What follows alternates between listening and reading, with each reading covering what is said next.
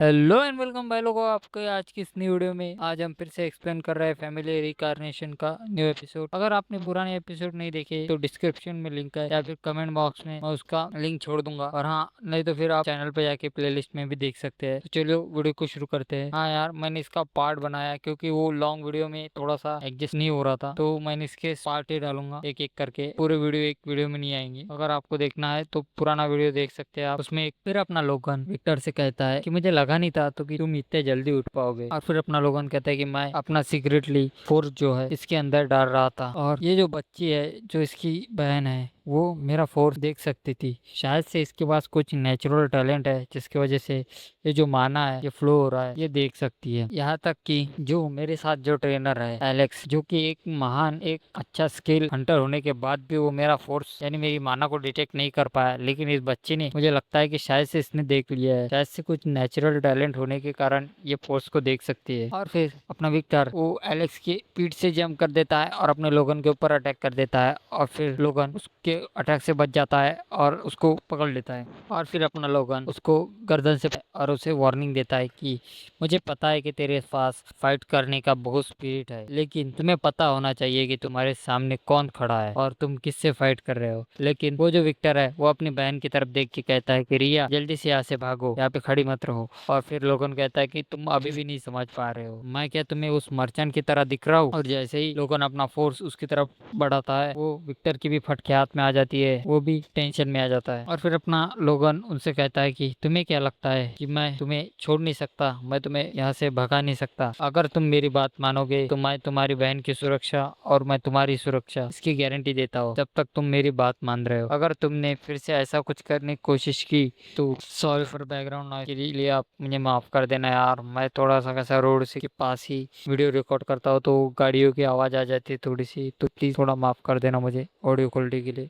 मैं जल्द से जल्द माइक लेने की कोशिश करूंगा, और मेरी थोड़ा तबीयत खराब थी इसलिए वैसा वीडियो थोड़ी लेट आई है, तो थोड़ा एडजस्ट कर लेना। चलो वीडियो को आगे बढ़ाते हैं। और वो कहता है कि अगर तुमने फिर से मेरे खिलाफ बगावत करने की कोशिश की या फिर कोई भी कदम उठाया है तो मैं उसी मर्चेंट के पास तुम्हें छोड़ दूंगा, लेकिन मैं तुम्हें अकेला नहीं तुम्हारी बहन के साथ वहां जाके छोड़ दूंगा, समझ में आया। और फिर लोगन उसे छोड़ देता है और वो नीचे गिर जाता है। और फिर लोगन विक्टर से कहता है कि मैं तुझे एक नाइट बनाना चाहता हूँ। और हाँ, तुमने सही सुना। तो विक्टर कहता है क्या मास्टर, आप मुझे नाइट बनाना चाहते हैं? तो वो लोगन कहता है कि हाँ, मैं एक तुझे ऑनरेबल नाइट बनाना चाहता हूँ। जो एक नाइट बन जाता है वो एक नोबल भी कहलाता है, और इसकी वजह से तुम अपना जो स्लेव का टैग है उसे भी रिमूव कर सकते हो। और सिर्फ तुम ही नहीं, तुम्हारी सिस्टर जो है उसके भी जो फ्यूचर में स्लेव का टाइटल है वो हट जाएगा और तुम्हें एक नोबल का टाइटल मिल जाएगा। और फिर विक्टर अपनी बहन की तरफ देखता है और कहता है, और फिर जोर से चिल्ला कहता है कि हाँ मैं ये करूंगा। और फिर लोगन सोचता है जैसे कि मैंने सोचा था, उसकी बहन उसकी बहुत बड़ी कमजोरी है, मुझे उसका फायदा उठाकर उसको यूज करना पड़ेगा। और फिर वो कहता है कि जल्दी से घर को चलो, मैं तुम्हारी ट्रेनिंग शुरू करने वाला हूँ। और फिर हमार के पास जाता है और कहता है कि हमार मेरे साथ चलो, मैं कुछ चीजें खरीदना चाहता हूँ। और फिर वो कहता है क्या खरीदना है? वो कहता है कि मुझे कॉन्ट्रैक्ट खरीदना है। और वो कहता है कि, और फिर वो एक मैजिक कॉन्ट्रैक्ट निकाल लेता है, और मैं तुम्हें बता देता हूँ इस मैजिक कॉन्ट्रैक्ट में वही सब लिखा है जो पहले बताया था, कि अगर हमार अपने दिल से सारे काम लोगन जो बताएगा 20 साल तक अपनी निष्ठा वंश से कर देगा तो हमार उसको आजाद कर, सॉरी सॉरी, अपना जो लोगन है वो उसे आजाद कर देगा, और फिर वो जो है वो पहाड़ों में जा सकता है। यार इसको पहाड़ों में क्यों जाना है? डॉर्फ क्या पहाड़ों में रहते हैं क्या? और फिर हमार कहता है क्या सच में तुम मुझे फ्री करने वाले हो 20 साल बाद? क्या ये कॉन्ट्रैक्ट सही है? क्या तुम मुझे अपने घर भेज दोगे? क्या तुम मुझे मेरे घर भेज दोगे पहाड़ों पे? लोगन कहता है हाँ। और फिर लोगन कहता है कि मुझे पता नहीं था कि सिर्फ एक कॉन्ट्रैक्ट की वजह से इसका और मेरा ट्रस्ट बढ़ जाएगा। और फिर वो कहता है कि मुझे एक मास्टर क्राफ्टमैन के साथ एक और यूजर भी मिल गया। चलो ठीक है, आज का दिन बहुत अच्छा गया। फिर हमें स्टोरी राइटर बताता है कि लोगन जब ये सब कर रहा होता है तब उसकी जो रेपुटेशन होती है वो जो उसकी फैमिली में होती है वो बहुत गिर जाती है। इसकी वजह से उसे अंडरग्राउंड होना पड़ता है, और जो रीक होता है जिसका सर्वेंट, उसे ये सब संभालना पड़ रहा होता है। और जैसे ही लोगन अपने घर में आता है तभी रिक कहता है कि वाह यंग मास्टर आप आ गए। तो अपना लोगन कहता है हाँ रिक मैं आ गया, और कैसे हो तुम? फिर अपना रिक कहता है कि यंग मास्टर तुम कमीने, नहीं सॉरी सॉरी। और फिर वो कहता है कि यंग मास्टर आप कैसे है? वो कहते हैं मैं तो ठीक हूँ और तुम हंसते हुए बहुत अच्छे लग रहे हो। तो अपना रिक कहता है क्या यंग मास्टर आप पागल हो चुके हैं? मैंने सुना है कि आप मॉन्स्टर का मीट खरीद रहे हैं और आप उससे कुछ अलग ही चीज बनाने वाले हैं, तो ऐसी ही अफवाह फैली हुई है। तो वो कहता है हाँ मैं खरीदने वाला हूँ। तो हमें दूसरी तरफ का सीन दिखाया जाता है, जहाँ अपना हमें फिलिप्स को दिखाया जाता है, जो मर्चेंट को कह रहा होता है कि तुम्हें मॉन्स्टर का मीट लाना पड़ेगा, मुझे उसे खरीदना है। तो मर्चेंट कहते हैं क्या तुम मॉन्स्टर का मीट खरीदने वाले हो? तो फिलिप्स कहता है हाँ, जो मैकनील फैमिली का हेड है उसका जो बेटा है वो ये मीट खरीदने वाला है। यानी लोगन की बात हो रही होती है, और जैसे ये बात उठती है तभी सारे मर्चेंट बात करने लगते हैं, मैंने लोगन के बारे में सुना है, ये तो वही बंदा नहीं है जिसने अपनी खुद की सगाई तोड़ दी और अपने फियांसी से पैसे लेकर मजे मार रहा है। और अपना जो फिलिप्स होता है वो सोचता है कि मुझे कि जो मेरे यंग मास्टर है लोगन, वो इतने गिरे हुए इंसान होंगे, मुझे लगा था कि वो सिर्फ एक पागल कमीना है, लेकिन वो एक शैतान भी है, मुझे ये नहीं पता था। अपने मन ही मन में अपने लोगों को गालियां दे ही रहा होता है, लेकिन वो कहता है कि मुझे लगा नहीं था कि मीट की ऐसी डिमांड बढ़ने की वजह से उसके सप्लायर बढ़ जाएंगे, मुझे तो ऐसा लगा था, लेकिन ये ऐसे रूमर फैल रहा है, इससे तो मुझे लगता है कुछ गलती हो सकता है। और फिर अपना फिलिप्स कहता है चलो फिर मुझे अपना दाव खेलना ही पड़ेगा। वो कहता है कि मैं 1 किलो के एक सोने का गोल्ड कॉइन दूंगा, यानी एक गोल्ड कॉइन के बदले 1 किलो खरीदने की बात हो रही है। और फिर तुम्हें तो पता है अगर कोई पैसे के बदले कचरा भी खरीद रहा हो तो लोग कचरा भी जमा करके उसे बेचने लगते हैं, तो वो लोगों में भीड़ बढ़ जाती है और सभी जगह रूमर फैल जाता है कि यंग मास्टर पैसे उड़ा रहे हैं, जो 1 किलो में मास्टर का मीट एक सोने के दाम में खरीद रहे हैं। और ये सब जो बातें हैं वो रीक ने लोगों को बता रहा होता है, जो आसपास रूमर फैले हैं उसके बारे में। तो अपना जो ये सब बातें हैं उसके साथ में लोग आए हैं वो भी सुनते हैं और वो सब शर्मिंदा हो जाते हैं कि यार मैंने किस आदमी को फॉलो किया है। और फिर अपना रिक कहता है कि आपको इसके बारे में सोचना चाहिए, लेकिन अपना जो लोगन है वो कहता है कि अरे रिक तुम इसके बारे में टेंशन मत लो, थोड़ी देरों बाद ये रूमर ऑटोमेटिक गायब हो जाएगी। और फिर अपना जो लोगन है वो कहता है कि इसके बारे में तुम्हें टेंशन लेने की कोई जरूरत नहीं है, लेकिन जो रिक होता है वो कहता है कि इसके बारे में तो आपको टेंशन लेना चाहिए, क्योंकि ये रूमर जो है अपने यंग मास्टर यानी महाराज के पास भी पहुंचे है, तो आपको उनको शायद से आंसर देना पड़ेगा। वो बहुत गुस्से में, और फिर वो जो पेट्रियाज होता है वो गुस्से में अपने लोगों की तरफ देखता है और कहता है कि तुम्हारी ट्रिप कैसी रही? तो अपना लोगों कहता है कि मुझे ट्रिप में मजा आया, मैं घूमा फिरा, अच्छे से मजा किया। और फिर जो पेट्रियाज होते हैं वो कहते हैं कि मैंने जो रूमर सुने हैं क्या वो सच है? और वो अपना लोगों होता है वो कहता है कि हाँ, रूमर जो फैलते हैं वो कुछ दिनों बाद ऑटोमेटिक गायब हो जाते हैं, आपको इसके बारे में ज्यादा टेंशन लेने की जरूरत नहीं है। तो ये सब सुनने के बाद उसकी जो स्टेप मदर होती है यानी पेट्रियाज की वाइफ दूसरी वाली, वो ट्रिगर हो जाती है और वो चिल्लाने लगती है, देखो हनी, इसको तो अपने फैमिली के बारे में कुछ नहीं पता और इसे सिचुएशन के बारे में कुछ अता पता तक नहीं है, और इसे अपने फैमिली के ओनर के बारे में सोचना चाहिए, ये तो कुछ भी नहीं सोच रहा। तभी लोगन बीच में कहता है कि मदर, मैं अपने सगाई के टूटे हुए पैसों का यूज कर रहा हूँ, मैं कोई आपके पैसे का यूज नहीं कर रहा हूँ ये सब करने के लिए। और फिर जो उसकी वाइफ होती है वो चिल्लाने लगती है कि देखो हनी, ये कैसे बात कर रहा है? तो अपना पेट्रियाज कहता है कि तुम शांत हो जाओ, तो भी वो शांत नहीं होती और फिर से बड़बड़ चालू लगती है कि देखो इसे अपने फैमिली के बारे में कुछ नहीं पता और ये ऐसे बकवास कर रहा है। तभी पेट्रियाज गुस्से से चिल्ला के खड़े हो जाते हैं। अरे वो अपनी जो लोगन की मदर होती है वो शांत हो जाती है और वो डर जाती है, क्योंकि उसके फादर बहुत चिल्लाने लगते हैं। फिर जो अपना पेट्रियाज होता है वो मारिया से कहता है कि तुम यहाँ से चली जाओ, मुझे लोगन से एक पर्सनल बात करनी है। तो वो उसकी मदर होती है वो कहती है कि आपको तो कुछ समझना चाहिए ना। वो कहती है कि ये लोगन की फाइनल वार्निंग होगी। तो वो वहां से चली जाती है और फिर अपना पेट्रियाज लोगन से कहता है कि तुमने क्या गलत है, तुम्हारे साथ क्या हुआ है, तुम क्यों ऐसा कर रहे हो? तो चलो खुल के बात करते हैं। और फिर अपना लोगन मन ही मन में कहता है कि लगता है कि ये इस बार मुझे नहीं छोड़ने वाले, मुझे इतनी इजीली ये जो कन्वर्सेशन है इसके बीच में से नहीं निकल पाऊंगा, तो मुझे कुछ सोचना पड़ेगा। तो वो कहता है कि डैड, आप ये सब नहीं समझ पाएंगे जो मैं कर रहा हूँ। तो उसके फादर कहते हैं कि बेटा, ये जो बात है ये तुम नहीं समझ रहे हो, मैं तो समझ सकता हूँ कि तुम्हें समझना चाहिए। जो तुम्हारे आसपास के लोग हैं वो तुम्हें क्या कहते हैं तुम्हें पता भी है, तुम्हें सोचना चाहिए कि लोग क्या कहते हैं। वो जो तुम्हें पागल, क्रूर, पैसे में अंधा, यहाँ तक कि दिमाग से पैदल भी कहते हैं, वो तुम्हें सोचना चाहिए कि तुम्हें क्या करना है। मैं कब तक तुम्हें प्रोटेक्ट करने वाला हूँ, मैं तुम्हें कब तक अपने हाथों से कवर करने वाला हूँ, तुम्हें इसके बारे में सोचना चाहिए। तुम मुझे एग्जैक्ट डेट बता दो कि मुझे तुम्हें कब तक प्रोटेक्ट करना है। तुम्हारी मदर की वजह से मैं अब तक शांत हूँ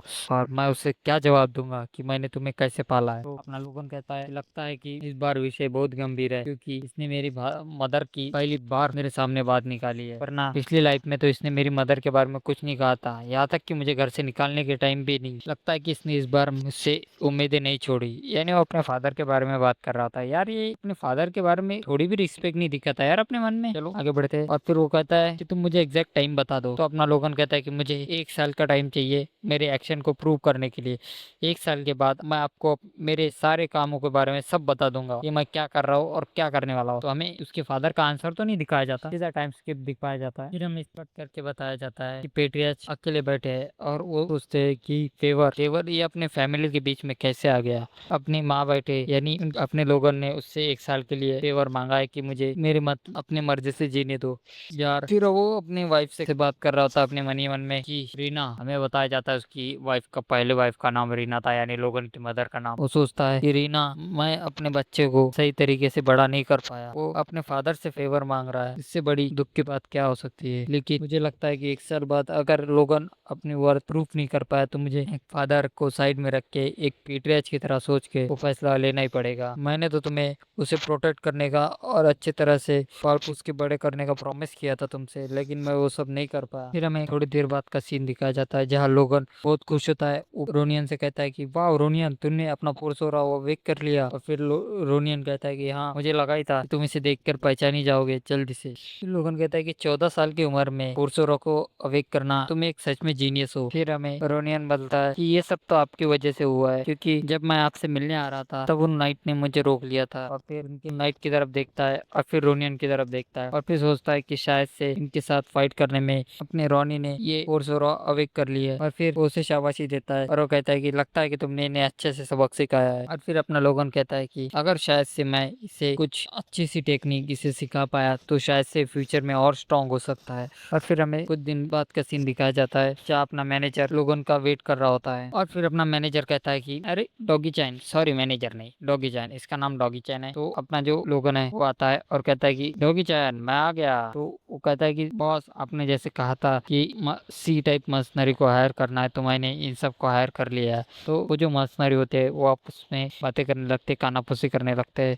कि क्या यार इसी ने हमें बुलाया है। मुझे तो उसे चेहरा देख के ऐसा लग रहा है कि वो कोई स्कैमर है, और उसकी चेस्ट प्लेट और उसकी तलवार देख के लगता है कि वो कोई बेवकूफ है। ये सब लोगन सुन लेता है और वो अपने मन ही मन में कहता है इनको इनकी औकात दिखानी पड़ेगी, इनको जमीन पे लाना पड़ेगा, इनको अपनी जगह नहीं पता, मुझे इनको सबक सिखाना ही पड़ेगा। और फिर लोगन एक टकले बंदे की तरफ इशारा करके कहता है कि तुम खड़े हो जाओ। तुम्हें क्या लगता है कि मेरा जो कवच है और मेरा जो स्वॉर्ड उठाने का तरीका है, क्या तुम्हें लगता है ये सब गलत है? तो वो टकला बंदा कहता है क्या क्या कह रहे हो, मुझे तो कुछ समझ में नहीं आ रहा है, और तुम क्या कहने की कोशिश कर रहे हो, मुझे तो कुछ समझ नहीं आ रहा है। और फिर लोगन कहता है क्या तुम्हें लगता है कि मेरा ये स्वॉर्ड उठाना गलत है? तो वो जो मर्सनरी होता है वो सोचता है क्या यार इसने इतनी दूर से हमारी बातें सुन ली। और फिर लोगन कहता है कि अगर तुम मुझ पे एक हिट भी लैंड कर पाते हो तो मैं तुम्हें 1 साल की सैलरी फ्री में दे के यहाँ से जाने दूंगा। और लोग हड़बड़ा जाते हैं। और फिर वो जो टकला बंदा वो कहता है कि बहुत अच्छे, तुम्हें ये नहीं बोलना चाहिए था, लेकिन तुम अपनी बातों से पीछे मत हट जाना। और फिर वो उसके सामने जाके खड़ा हो जाता है। और फिर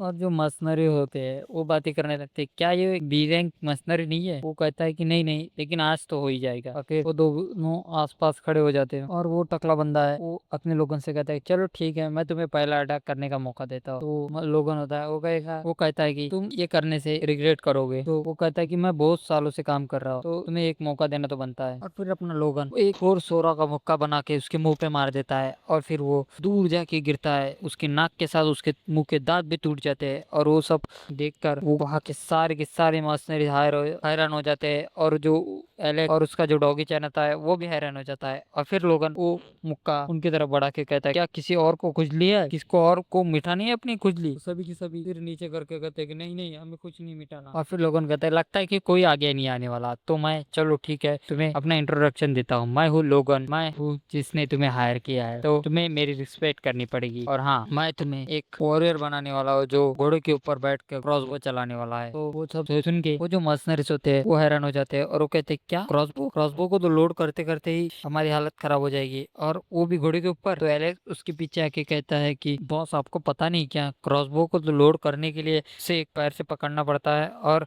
वो एक पैर से लोड होता है, हाथों से लोड होता है।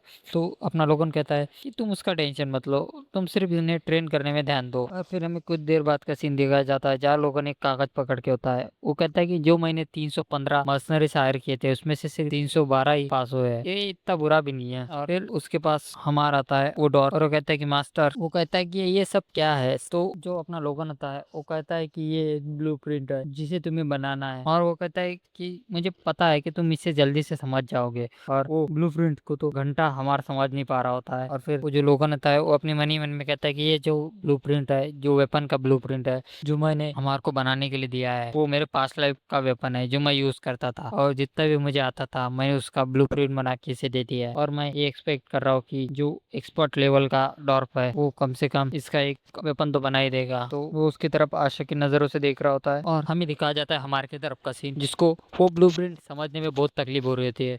और फिर वो कहता है कि ये कैसा ब्लूप्रिंट है जिसमें एक क्रॉसबो एक साथ 3 तीर छोड़ सकता है, ये किस पागल का आइडिया है। तो वो जो लोगन होता है वो सामने बैठा है और वो कहता है कि ये सब मेरा आइडिया था। और फिर वो जो हमार होता है वो अपना एक्सप्रेस यानी अपना जज्बात बदल देता है, हालात बदल देता है, और वो कहता है कि वाह कितना बढ़िया आइडिया है। तो वो लोगन कहता है कि वो तो है ही। और फिर वो जो डॉफ होता है वो कहता है कि यार ये अब कैसे होगा, ये तो तुम बताओ। तो फिर वो तो कहता है कि ये तो मैं तुम पे छोड़ता हूँ, ये तो तुम्हें करना पड़ेगा। लेकिन वो हमारे गुस्से में आ जाता है और वो कहता है चलो चलो मैं तुम्हें बताऊंगा। तो लोगन जो होता है वो उसे कुछ टिप बताने लगता है कि क्रॉसबो को कैसे बनाना है, क्या बनाना है। तो हम उस चीज को सुनकर खुश हो जाता है और कहता है कि ब्रिलियंट, और ये सब बनाने में कितना टाइम लगेगा, ऐसा लोगन मुझसे पूछता है। तो हमारा कहता है कि अब ये मैं पहली बार बना रहा हूँ तो इसका कोई गारंटेड टाइम तो नहीं है। और फिर अपना लोगन कहता है कि लेकिन इसे तो ह्यूमन ने पहले बना लिया है। तो वो जैसे ये बात सुनता है वो कहता है कैसे, लेकिन वो कहता है कि हाँ। और वो जो हमारा है वो इसे अपनी ईगो पे ले लेता है और वो कहता है कि मैं इसे 1 महीने में बना दूंगा और जो ह्यूमन ने बनाया है उससे भी अच्छा बनाऊंगा। और अपने को लोगन को दिखाया जाता है जो खुश हो जाता है, और वो कहता है कि यही तो मैं चाहता था, इस डॉग का